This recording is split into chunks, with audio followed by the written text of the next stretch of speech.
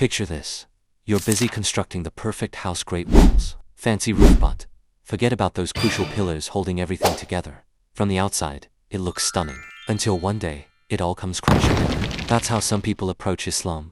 They wear the label proudly, but when it comes to building that solid foundation, not so much. Remember, Islam stands tall on 5 key pillars. Let's make sure we give them the attention they deserve. So, let's build wisely and keep that house standing strong.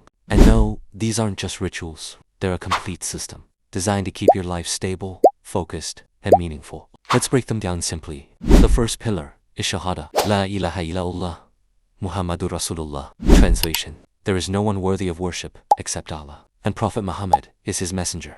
Sounds simple, but it changes everything, because this means no blind following, no divided loyalty, no a little bit of this, a little bit of that. It's clarity. Think of it like this. You don't thank random people for a gift, you thank the one who actually gave it. So why direct worship anywhere else? Next, Salah, the 5 daily prayers. Let's be real. You wouldn't go a whole day without checking your phone, right? Messages, notifications, updates. But what about your connection with Allah? Salah is your daily reset button. Allah, saying Quran. Indeed, prayer prevents immorality and wrongdoing. It's not just movement, it's alignment. 5 times a day, you pause, step out of the chaos, and reconnect directly with your Creator.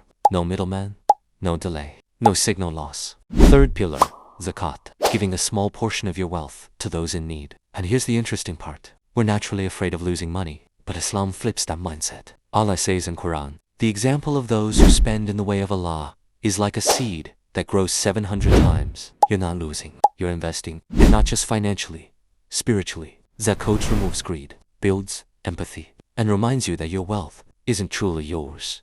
Fourth, Sawm, fasting, in the month of Ramadan. At first glance, it looks like you're just staying hungry and thirsty, but it's way deeper. Think about it. You can easily eat in private. No one would know, but you don't. Why?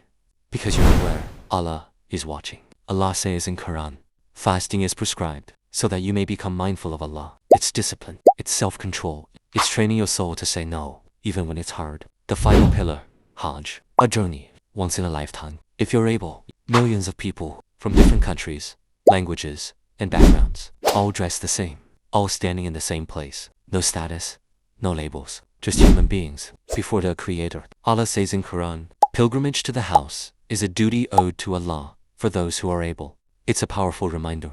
In the end, we all return to Allah, equal.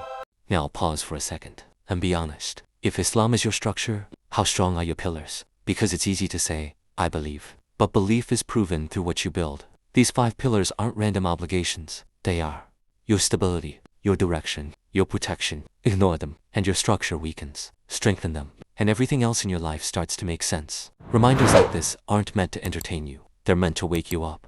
If you need that, stay connected.